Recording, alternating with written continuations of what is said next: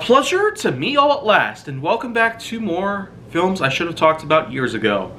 And let me tell you, I've certainly been covering a lot more recent titles out there, at least titles that have been around from the last couple of years. So technically this wouldn't necessarily mean years ago, this would mean like a year ago. But nonetheless, I'm still going to go out on a limb to say that there are lots of things out there that I should have talked about at least a while ago. Much more recently when it was first around, and therefore when it was first relevant.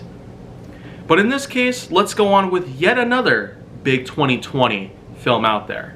Another actually pretty good one out there, as far as things go. Because let's just say that the Marvel X-Men universe in films that has been going on since 2000 had not necessarily gotten as good as they usually had. Because at the time, we were given Dark Phoenix only 2 years ago. And of course, lots of people knew that it was going to flop. Because why kick these kinds of franchises down into the dirt by continuing to make sequels for them? I won't say that I totally disagree with all that, but at the same time, I'm not really going to say that I agree in the fact that Dark Phoenix was a total flop.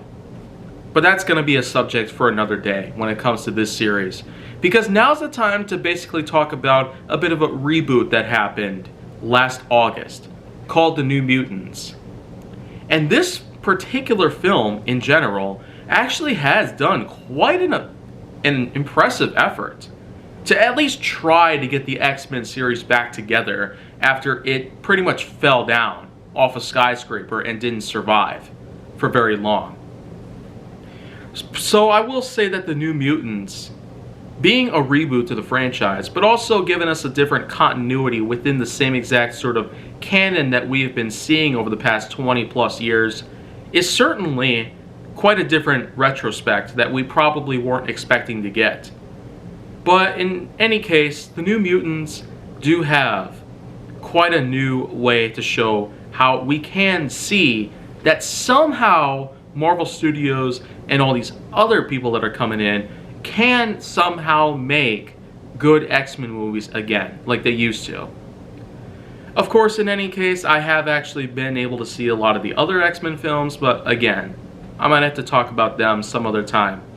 But let's get on with The New Mutants. Basically, the current most recent entry into the X-Men universe in Marvel films, which does in fact give us The New Mutants.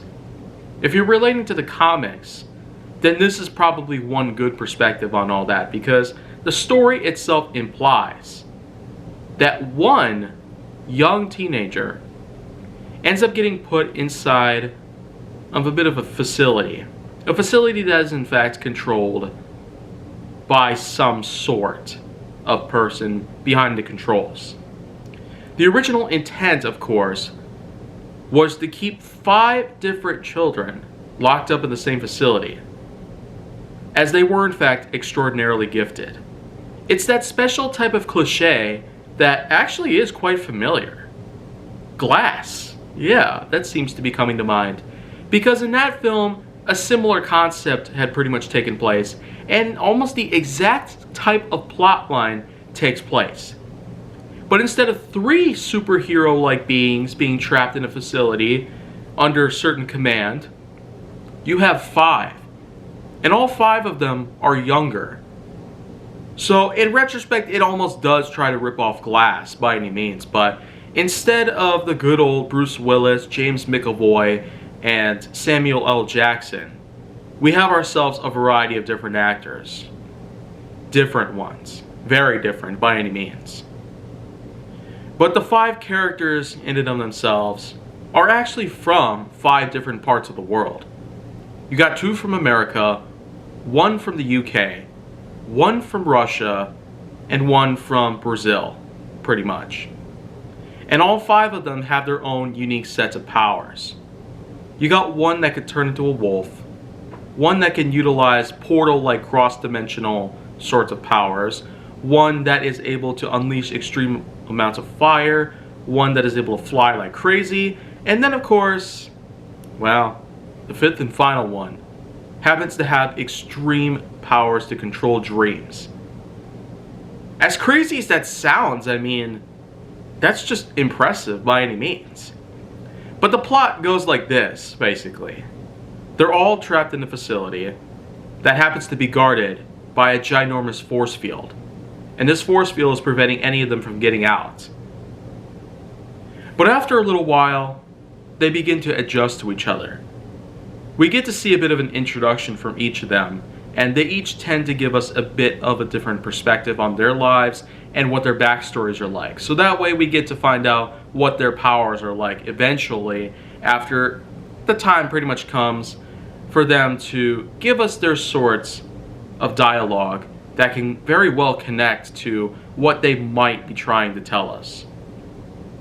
So, of course, if you're willing to see the film for yourself, that's pretty much all on you, because I'm more or less willing to continue on with this, because let's just say this one's a bit more of an average one by any means. And so therefore, when it comes to giving it a score, I'm not necessarily hoping to give it something that's bad, because this one actually is rather decent. I don't necessarily see too big of a future happening for the X-Men universe in Marvel's film studios history, but it doesn't really seem like it would be enough to fill the void in our minds that we see when we see X-Men films, new X-Men films. And we also can't necessarily guarantee that there will be any more happening from this point going on, because the MCU is going to be cluttered with a lot of new projects. Sequels for the most part.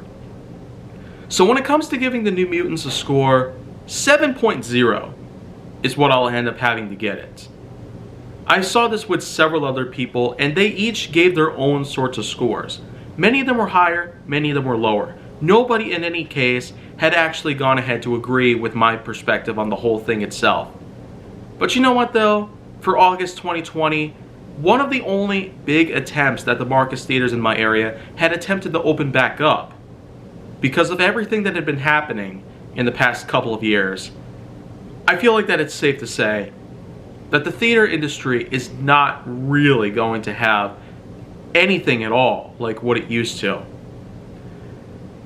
I don't really know what else to say about this at this point, because this was in fact during a time where we really would rather not go anywhere near these kinds of places. So, sorry to say, but 7.0 is just final by any means. But there is still going to be a ton of other films from 2020, and maybe even a few other 2021 entries that'll have to do as bonus episodes. So with that in mind, that's going to be it for today. But if you want to see more go down on my channel, then make sure that you like, subscribe, comment, follow me on social media, and stay on the Hollywood side.